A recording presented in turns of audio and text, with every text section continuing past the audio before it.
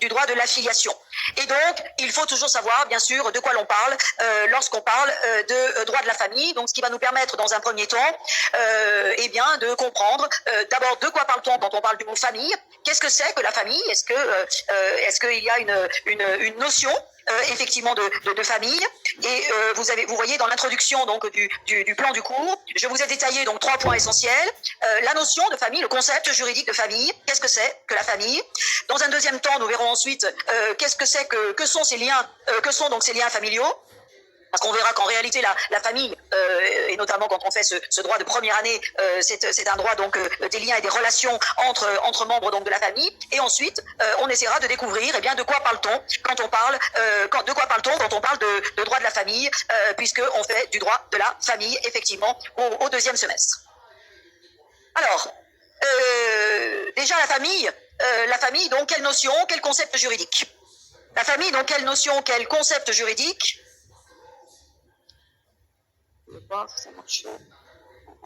Donc la famille, quel concept juridique? Bon, ce qui est assez incontestable effectivement quand on traite de la famille, c'est que cette notion, ce concept juridique n'est pas facilement donc identifiable, même si c'est une notion extrêmement importante. On peut dire que dans l'organisation sociale, la famille est un groupement fondamental, donc absolument fondamental, et ce sont effectivement les sociologues. Ce sont donc les sociologues qui ont été amenés, les premiers, donc, c'est-à-dire ceux qui observent la société. Hein, vous avez commencé hier, pour certains, un cours d'introduction à la sociologie.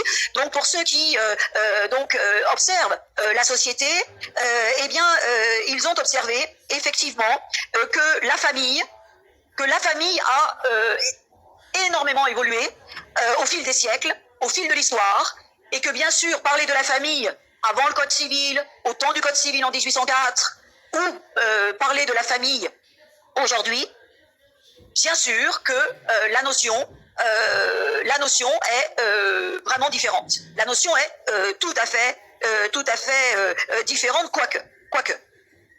Ce que les sociologues ont fait observer, c'est donc une lente évolution de la famille au sens de tribu, ce qu'on appelle la famille au sens tribal, c'est-à-dire la famille constituée, regroupant des personnes ayant un ancêtre commun, la famille donc regroupant ou ayant un ancêtre commun. Donc ça, c'est vraiment la famille, on verra ensuite la famille au sens large, et donc une évolution de cette famille au sens tribal, personnes regroupées autour d'un ancêtre commun, à une famille que l'on appelle une famille nucléaire.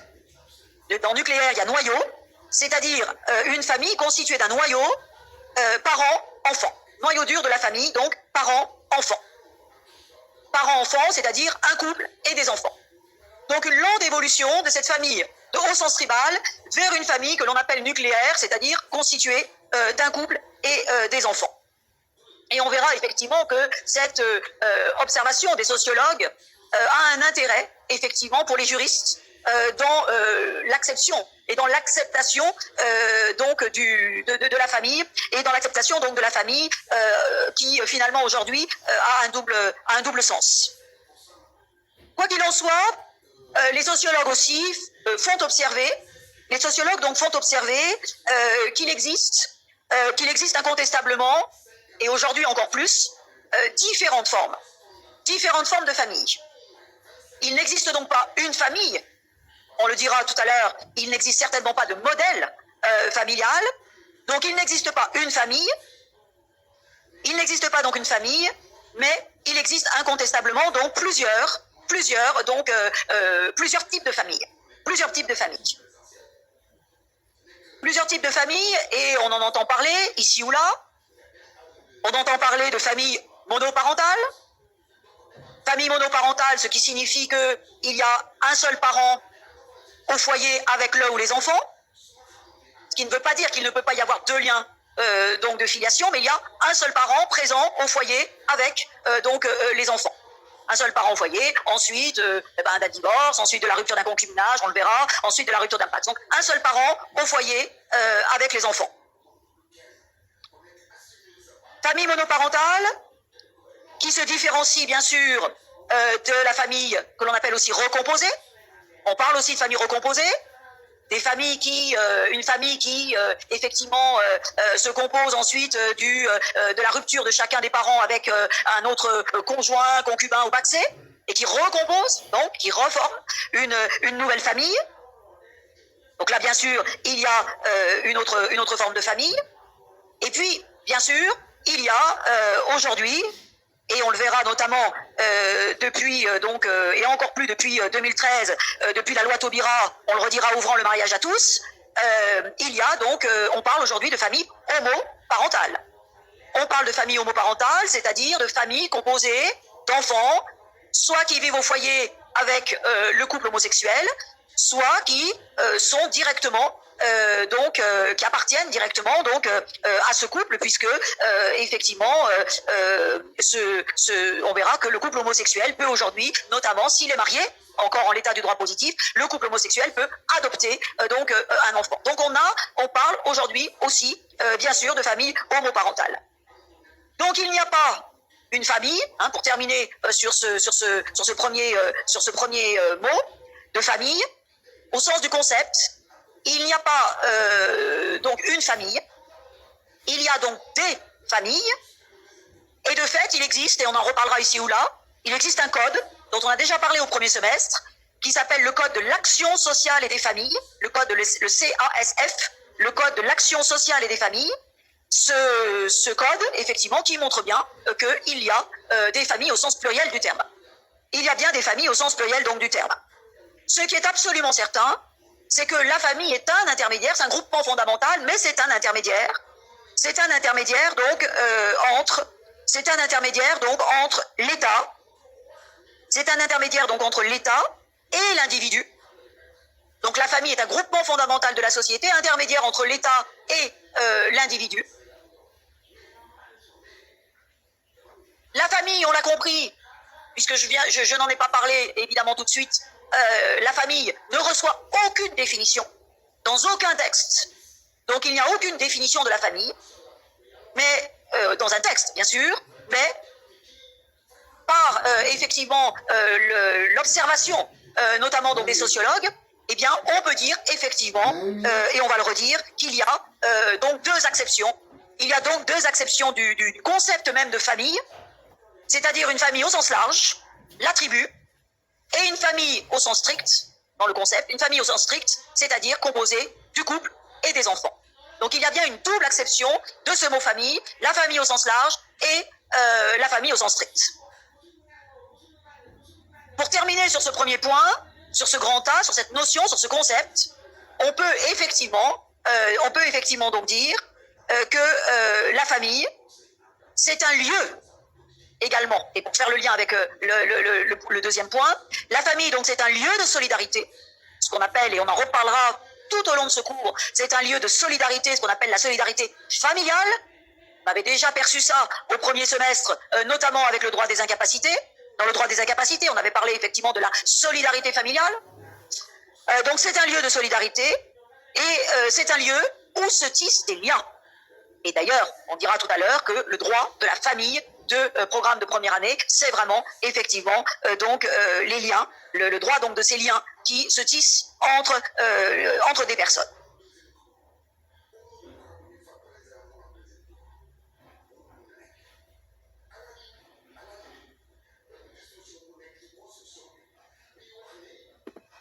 Et donc grand B, deuxième point, donc précisément, quels sont ces liens? Quels sont ces liens qui se tissent qui se tissent dans la famille? Alors quand on parle de liens familiaux, on pense immédiatement donc aux premiers liens qui sont les liens du sang, ce qu'on appelle les liens de parenté. Et effectivement, les premiers liens familiaux auxquels il faut s'intéresser, ce sont effectivement donc ces liens de sang, ces liens de parenté. Ce lien de parenté, il est envisagé dans le Code civil. Ces liens, ils sont donc envisagés dans le Code civil. Le lien de parenté, c'est en effet le lien qui unit deux personnes. C'est en effet donc le lien qui unit deux personnes descendant l'une de l'autre. Donc le lien de parenté est en effet donc le lien qui unit deux personnes descendant l'une de l'autre, deux personnes donc descendant l'une de l'autre ou descendant donc d'un ancêtre ou descendant d'un auteur commun. Donc le lien de parenté est défini donc dans le Code civil, comme étant donc le lien donc qui unit deux personnes descendant l'une de l'autre, on va reparler, ou d'un auteur commun.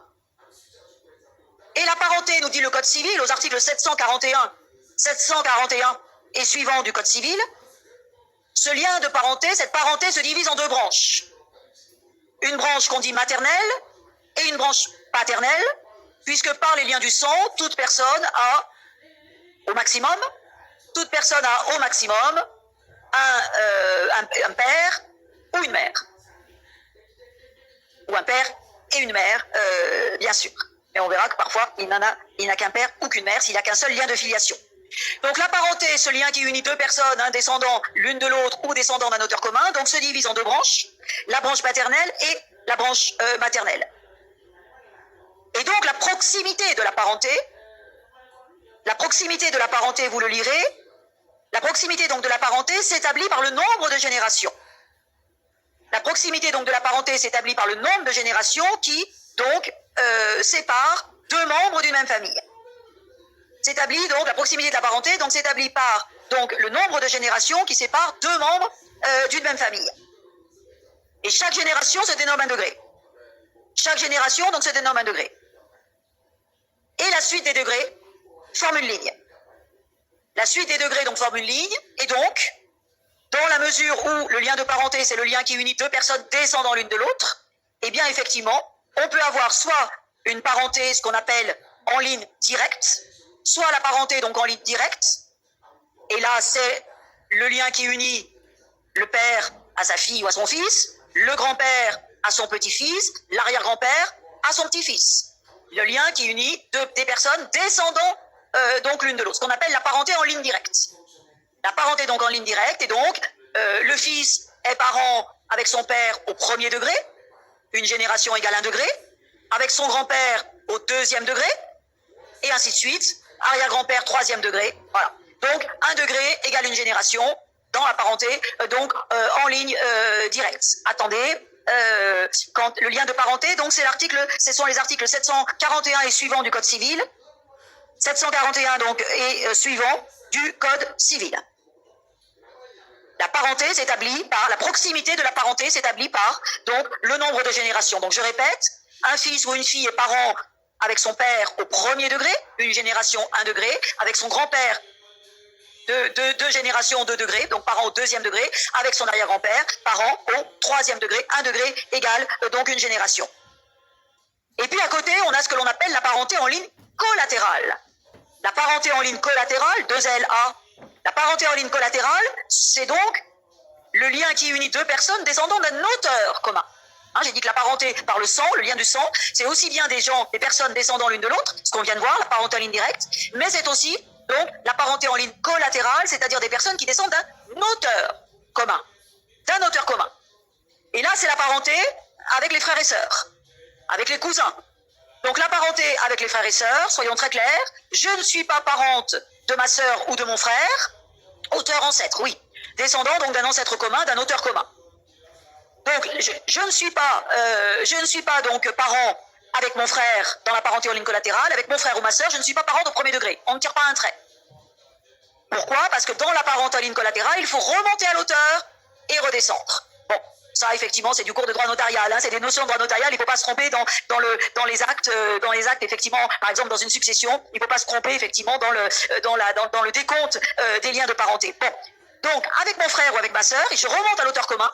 Donc je remonte à l'auteur commun, c'est-à-dire mon père ou ma mère, et je redescends avec mon frère. Et donc le lien de parenté avec mon père ou ma mère, 1 degré, et donc entre ma mère et mon frère, il y a un autre degré, 1 plus 1, ça fait 2. Donc je suis parent en ligne collatérale avec mon frère ou ma sœur au deuxième degré.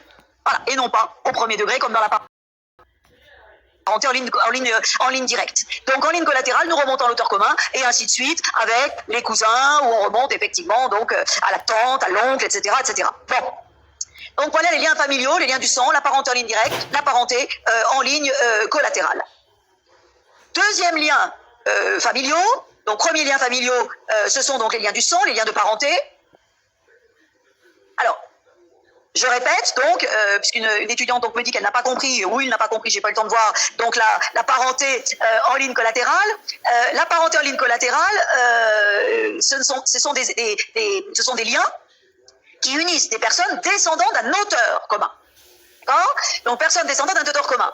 C'est le cas de mon frère ou de ma sœur. D'accord? Mon frère et ma sœur sont issus, d'accord, de mon père, de l'accouplement de mon père et de ma mère dans la famille, dans une famille type classique, peu importe. Bon, une famille où il y a deux liens de filiation. Bon, la parenté, attendez, pour la belle-mère et le beau-père, la belle-mère et le beau-père, ce sont des liens d'alliance, ce ne sont pas des liens de parenté au sens direct du terme. Bon, je reviens donc sur la parenté en ligne directe et la parenté donc en ligne collatérale. Sur la parenté en ligne collatérale, je redis bien que, s'agissant donc du décompte des degrés avec mon frère ou avec ma sœur, je ne peux pas tirer un trait tout droit. Autrement dit, je ne suis pas parent de mon frère ou de ma sœur au premier degré, alors même que nous avons le même père ou la même mère. Pour calculer la parenté, il faut que je remonte à l'auteur commun. Et l'auteur commun, c'est mon père ou ma mère, d'accord? Donc, le lien de parenté entre moi et mon père, c'est 1 degré, une génération. Et le lien de parenté entre mon père et mon frère, ça fait 1 degré également. Donc, je suis parent, 1 plus 1, ça fait 2. Je suis donc parent en ligne collatérale avec mon frère au 2e degré. Au 2e degré, 1 plus 1, ça fait 2. Voilà. En ligne collatérale, on remonte à l'auteur commun, et ainsi de suite, si on veut calculer la parenté donc entre les cousins germains, qui sont donc des liens familiaux en ligne collatérale. Voilà pour les liens familiaux de sang, c'est-à-dire ce qu'on appelle les liens de parenté. Deuxième liens familiaux, ce sont les liens de familiaux en dehors. En dehors, et là on va arriver au beau-père belle-mère, ce sont les liens familiaux en dehors des liens du sang. Donc en dehors des liens de parenté, il y a aussi des liens familiaux. Donc en dehors des liens du sang, il y a aussi donc des liens de parenté. Il y a aussi donc des liens de parenté. Il y en a 3. Il y en a 3. 3 liens familiaux en dehors des liens du sang. Premièrement, le lien conjugal. Premièrement, le lien conjugal, c'est-à-dire le lien qui unit 2 personnes mariées. Le lien qui unit 2 personnes mariées, on verra que le mariage est une forme de vie en couple. Et quand on parle de lien conjugal, on parle uniquement de lien familial créé par le mariage. Créé par le mariage. On verra qu'il en va différemment pour le concubinage et pour le pacte civil de solidarité. Donc on parle effectivement donc de lien familial et non pas de lien de parenté, même si on dira un peu plus tard qu'on peut se marier entre cousins germains. En droit français, oui, c'est possible, c'est pas interdit. Néanmoins, le lien conjugal, c'est donc le lien normalement qui unit 2 personnes qui ne sont pas issues de la même famille, bien sûr. Qui ne sont pas donc issues de la même famille, qui n'ont pas de lien du sang, donc 2 personnes mariées. Deuxième lien familial en dehors de lien de sang, c'est le lien d'alliance. Et voilà, nous y arrivons, aux beaux-parents ou aux belles-mères, aux beaux-parents, aux beaux-pères, belles-mères, ce qu'on appelle le lien d'alliance. Le lien d'alliance, c'est le lien qui est créé par chaque époux, c'est-à-dire chaque conjoint marié, avec les parents de son conjoint. Attention, quand on parle véritablement de lien d'alliance, il ne s'agit que de lien d'alliance créé par le mariage. Créé par le mariage, et non pas, alors certainement pas par le concubinage, et certainement pas non plus par le Pacs, même si le Pacs est une forme, bien sûr, de vie en couple aujourd'hui, mais qui n'est pas tout à fait sur un pied, qui n'est pas tout à fait légal du mariage, notamment d'un point de vue juridique. Donc, quand on parle de lien d'alliance, on parle donc bien du lien qui unit le conjoint à la famille de son conjoint. Et donc, qui unit le conjoint à la famille de l'autre conjoint, soit en ligne directe, voilà, nous y sommes. Et donc, c'est le rapport gendre-belle-mère, gendre-belle-fille, etc. Donc là, c'est le rapport du conjoint avec ses beaux-parents. Donc là, c'est un lien d'alliance en ligne directe. Et on a également le lien d'alliance en ligne collatérale, bien sûr, avec les beaux-frères ou belles-sœurs. Donc, on a 2 types de liens d'alliance. Le lien d'alliance en ligne directe avec les beaux-parents, belle-mère, beau-père, c'est-à-dire les parents de l'autre conjoint, et le lien d'alliance, donc, avec les frères et sœurs de l'autre conjoint, c'est-à-dire le lien qui unit donc le mari ou la femme à sa belle-sœur ou à son beau-frère. Enfin, troisième lien familial en dehors de lien du sang, c'est le lien qui résulte de l'adoption. Troisième lien, c'est le lien donc qui résulte de l'adoption. On verra que l'adoption, donc, c'est un mode d'établissement de la filiation, d'une filiation donc volontaire, et donc il y a un lien, bien sûr, familial qui unit l'adopté à ses parents, qui unit donc l'adopté à ses parents donc adoptifs. Et là, nous verrons également dans la deuxième partie du cours, puisque l'adoption est une forme est une possibilité donc de création d'un lien de filiation. On verra qu'il y a deux types d'adoption, une adoption plénière, une adoption simple, l'une qui supprime, qui se substitue à la famille biologique. Ne le notez pas forcément pour l'instant. C'est l'adoption donc plénière qui supprime juridiquement parlant le lien avec la famille biologique, bien sûr. Et l'adoption simple qui, au contraire, se juxtapose à la filiation donc biologique et qui ne supprime pas donc juridiquement le lien avec la famille biologique. Donc voilà pour les liens familiaux, donc les liens de sang, ce qu'on appelle les liens de parenté, et les liens en dehors de liens du sang, qu'il s'agisse donc de liens familiaux, qu'il s'agisse donc de liens donc en dehors de liens de sang, qu'il s'agisse du lien conjugal, du lien d'alliance ou de l'adoption ou de l'adoption. Donc la famille, le concept de famille, on l'a vu, deux grandes acceptions du mot famille. Dans le premier point, la famille au sens large, la famille de type tribal et la famille au sens strict. Donc, et la famille donc au sens strict, c'est-à-dire la famille nucléaire, au sens de noyau, couple, enfant. C'est un lieu de lien, on vient de le voir dans le deuxième point du plan de cours. Donc c'est un lieu de lien, on vient de voir donc ces liens. Et enfin, troisième point, donc grand C de cette introduction, de quoi parle-t-on quand on parle de droit de la famille? La famille, quel droit? De quoi parle-t-on quand on parle de droit de la famille? La famille, donc, quel droit? Troisième point, grand C. Donc, puisque la famille, encore une fois, est un groupement fondamental de la société, il est bien sûr indispensable de réglementer, d'encadrer juridiquement, et c'est pour ça qu'on parle de droit de la famille, d'encadrer donc juridiquement la famille. Donc quand on a compris depuis le premier semestre que le droit c'était un ensemble de règles destinées à régir les rapports des individus dans une même société, quand on parle de droit de la famille, on parle d'un ensemble de règles, bien sûr. On parle d'un ensemble donc de règles, et d'un ensemble de règles qui sont de plusieurs types, qui sont de deux types au moins.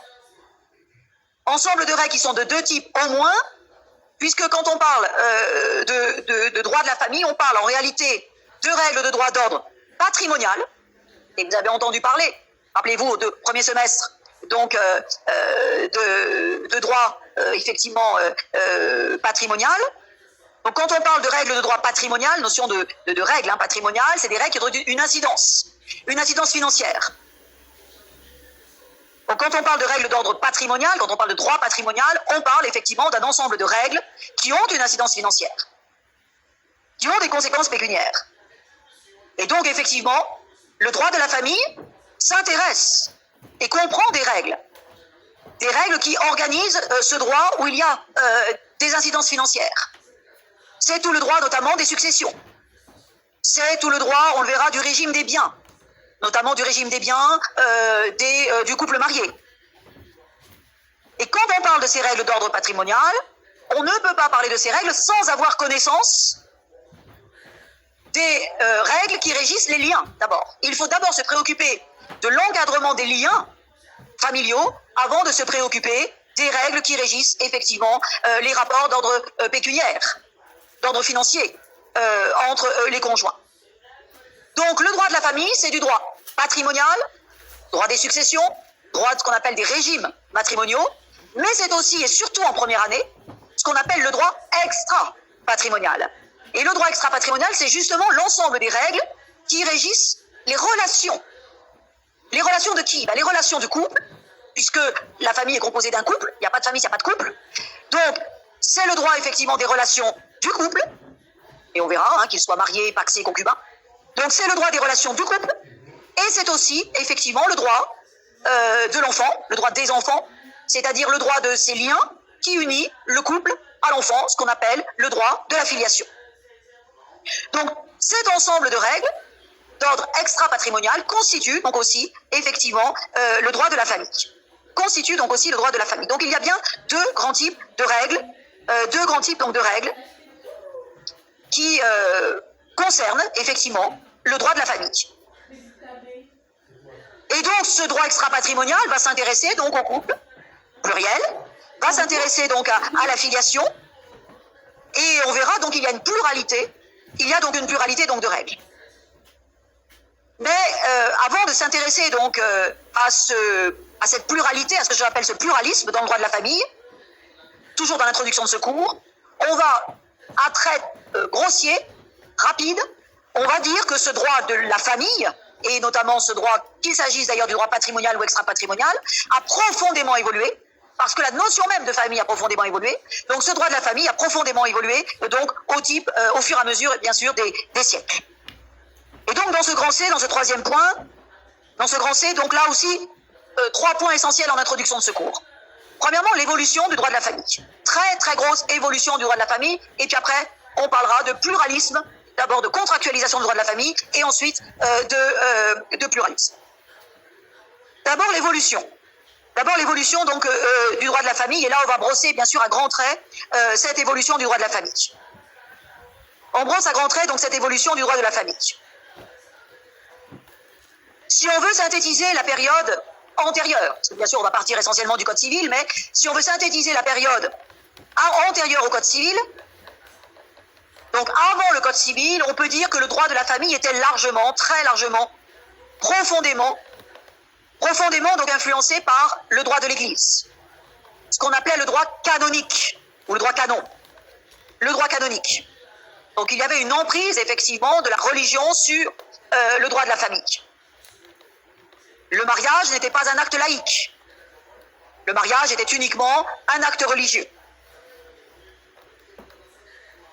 Il faudra donc attendre, et là je brosse à grands traits bien sûr, il faudra attendre la période de la Révolution, c'est-à-dire les années 1789-1790, pour que le mariage, et on va le dire très vite, seule forme de vie en couple légalisée ensuite dans le Code civil, le mariage va devenir, au temps du Code civil, mais déjà l'évolution était en germe dans les années antérieures, mais au temps du Code civil, donc, le mariage devient un acte laïque. Le mariage devient un acte laïque, un acte séculier. Donc le mariage devient un acte laïque, un acte séculier. Un acte civil. Même si, effectivement, le mariage religieux est possible, le mariage devient un acte civil au sens de valeur juridique, au sens d'acte juridique. Au sens donc d'acte juridique. Et le Code civil, bien sûr, de 1804 va maintenir donc cette notion de mariage, c'est-à-dire cette notion d'acte civil, cette notion donc d'acte civil, d'acte de mariage au sens civil du terme. Au sens civil du terme.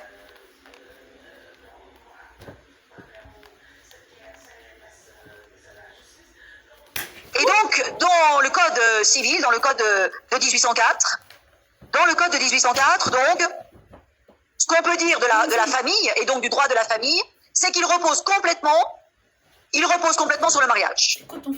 On peut dire que la famille est unitaire et hiérarchisée.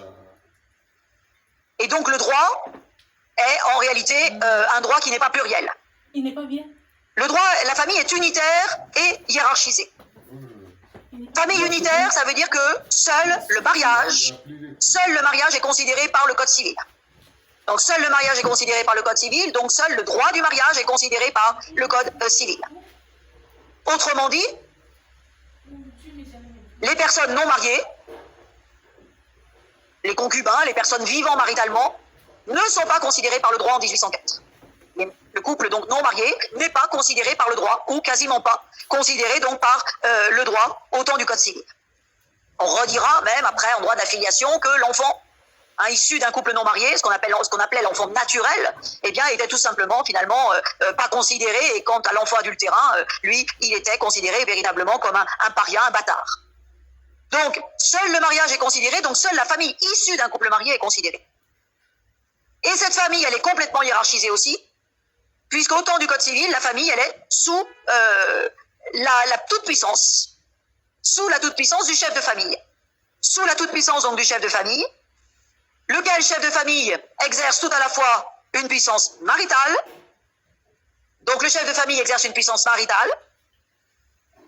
La femme mariée, à l'époque du Code civil, elle est considérée juridiquement comme une incapable. elle est juridique, alors pas au sens de, elle est juridiquement comme une incapable au sens, évidemment juridique. Elle est considérée donc comme une incapable au sens juridique du terme.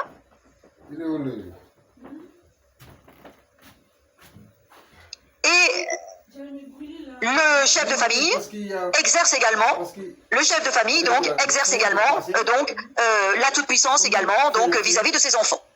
Donc il y a une puissance maritale et il y a également donc une puissance maternelle. Au temps du Code civil, néanmoins, le mariage est un acte civil. Donc le mariage étant un acte civil, on verra que il n'est pas indissoluble.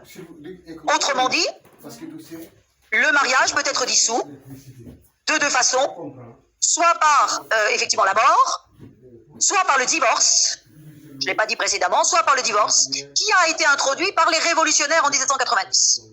Donc le mariage, acte laïque, au temps du Code civil, n'est pas indissoluble, puisqu'il peut être dissous, soit bien sûr par la mort naturelle, soit par le divorce, on le verra, le divorce donc assez restreint au temps du Code civil, mais qui a été introduit par les révolutionnaires néanmoins en 1792. Donc cette famille unitaire, cette famille hiérarchisée, va ensuite bien sûr profondément évoluer. Elle va donc évoluer au 19e siècle. Enfin, elle va évoluer. Elle va assez peu évoluer en réalité. Elle va assez peu évoluer en réalité au 19e siècle, c'est-à-dire pendant toutes les années post-Code civil. Elle va peu évoluer donc au 19e siècle, dans les années donc post-Code civil. En effet, c'est au moment de la Restauration, dans les années 1815-1816, que va être supprimé le divorce, avec la réintroduction de l'indissolubilité du mariage, c'est-à-dire le mariage est un acte le mariage est absolument indissoluble, donc seule la mort naturelle peut dissoudre le mariage, donc le divorce sera supprimé au moment de la Restauration en 1815, pour être réintroduit uniquement à la fin du 19e siècle, c'est-à-dire en 1884. Par la loi, donc par une loi de 1884, on aura l'occasion d'en reparler. On aura l'occasion donc d'en reparler. Le divorce, donc, sanction est réintroduit en 1884. Et donc, c'est surtout à partir du début du XXe siècle, au XXe siècle, donc, que la famille va évoluer. C'est au XXe siècle, donc, que la famille va évoluer lentement, mais elle va évoluer tout de même. Et donc, le droit de la famille va bien sûr donc évoluer. Lentement dans la première partie du XXe, et après, plus sûrement, dans la deuxième partie du XXe. Alors, ce droit de la famille va relativement peu évoluer, mais tout de même, si on veut là aussi dresser les traits dresser l'évolution un petit peu à grands traits, ce droit de la famille évolue tout de même, notamment à la suite donc de la Première Guerre mondiale, lorsque effectivement la société prend conscience que les femmes sont au travail. Les femmes travaillent dans les usines d'armement, les hommes sont au front, les hommes meurent au front, et donc les femmes travaillent dans les usines, gagnent de l'argent, mais ne peuvent pas, effectivement, elles travaillent donc elles méritent salaire, mais elles ne peuvent pas dépenser donc ce salaire, toucher ce salaire, dans la mesure où elles sont juridiquement encore incapables. Et donc la grande évolution là du droit de la famille va être la suppression de cette incapacité juridique de la femme mariée, notamment en 1938. Donc c'est vraiment en 1938 que l'incapacité juridique de la femme mariée va être supprimée, et que donc ainsi le statut du conjoint marié va donc profondément évoluer. Alors on est dans l'introduction, donc ce qu'il faut surtout dire dans cette introduction, c'est que la profonde évolution du droit de la famille va surtout se faire donc à partir des années 60. Donc bien au lendemain de la Seconde Guerre mondiale, donc lorsque la France se refonde, et donc le droit doit également effectivement profondément donc évoluer. Et le droit de la famille va profondément évoluer. Le droit de la famille donc va profondément évoluer donc dans les années 60. Dans les années 60, puisque le ministre de la Justice à l'époque, Jean Foyer, pour ne pas le nommer, va donc créer un groupe de travail avec à sa tête donc Jean Carbonnier. L'incapacité de la femme mariée, elle est supprimée en 1938. Non, alors pas celle de la femme en général, non. Alors je parle de la femme mariée parce que, encore une fois, la seule forme de vie en couple, qui est réglementée par le droit, c'est le mariage. Donc on ne parle que de la femme mariée. Bon, on ne parle que de la femme mariée, évidemment là, en droit de la famille, puisqu'on parle du couple. On parle du couple. Je ne pense pas des femmes célibataires, bien sûr. Elles étaient aussi incapables, elles aussi. Mais la femme mariée elle-même, bien sûr, elle est encore plus incapable parce que, précisément, le mariage est la seule forme de vie en couple. Est la seule forme de vie en couple. Alors, au lendemain donc de la Seconde Guerre mondiale, je disais, le groupe de travail donc se met en place sous la houlette de Jean Carbonnier. Oui, bien sûr. Droit de vote des femmes, bien sûr. Le droit de vote des femmes, bien sûr, au lendemain est une profonde évolution.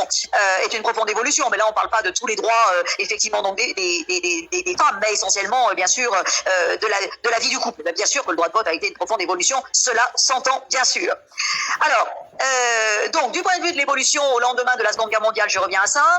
Donc, le groupe de travail se met en place sous l'autorité de Jean Carbonnier, dont vous avez déjà entendu parler, bien sûr, et qui va refondre en quelque sorte ce droit de la famille qui apparaît, ce code civil de 1804, très très légèrement amendé au 19e siècle, et bien finalement il est quand même vieillissant pour ne pas dire obsolète. Et donc on va citer ici juste en introduction quelques grandes lois qui ont jalonné le droit de la famille et qui ont fait profondément donc évoluer le droit de la famille. Alors citons-en quelques-unes. 1966, puisqu'on en reparlera dans le cours, 1966, c'est une loi qui va complètement refondre le droit de l'adoption. Donc le droit de l'adoption est complètement refondu en 1966. Après déjà, faut-il le rappeler, cours du premier semestre, 64, une réforme du droit des incapacités. Ouais, ça c'était déjà une réforme effectivement aussi du droit des incapacités. Maxime est là, donc du droit des incapacités, donc en 1964, 68, incapable mineur et incapable majeur, on l'avait vu donc au premier semestre. 66, donc la réforme de l'adoption, on le dit donc qui va instaurer donc pour la première fois l'adoption simple et l'adoption plénière. Citons également dans cette introduction, la grande loi de 70, qui va supprimer complètement la toute-puissance paternelle. Et pour la première fois, donc remplacer cette notion de puissance paternelle par ce que l'on connaît aujourd'hui, la notion d'autorité parentale. Donc pointe ici l'idée déjà en germe d'une possible égalité des parents effectivement dans l'éducation donc des enfants.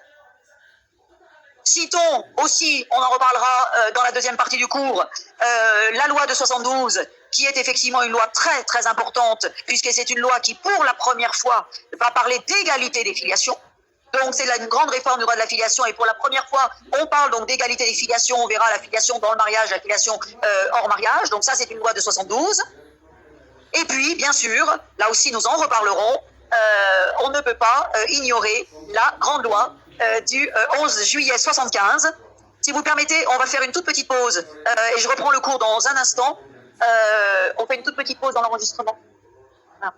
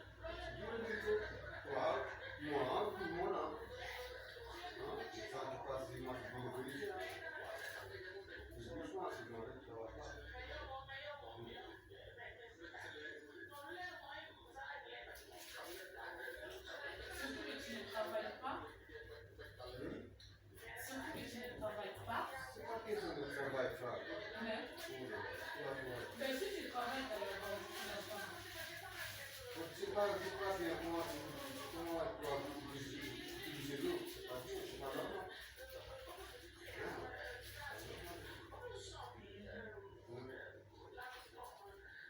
Regarde, comme c'est toi, parce que qui vient de toi, toujours l'eau, l'eau. Après, la facture vient, on pourra t'oublier. Avec nous. Moi, j'ai pas encore loué une maison. Oui, c'est ça.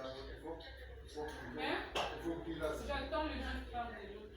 Il faut qu'il les a de vérité. C'est mieux que laisse comme ça, après les problèmes avec voilà,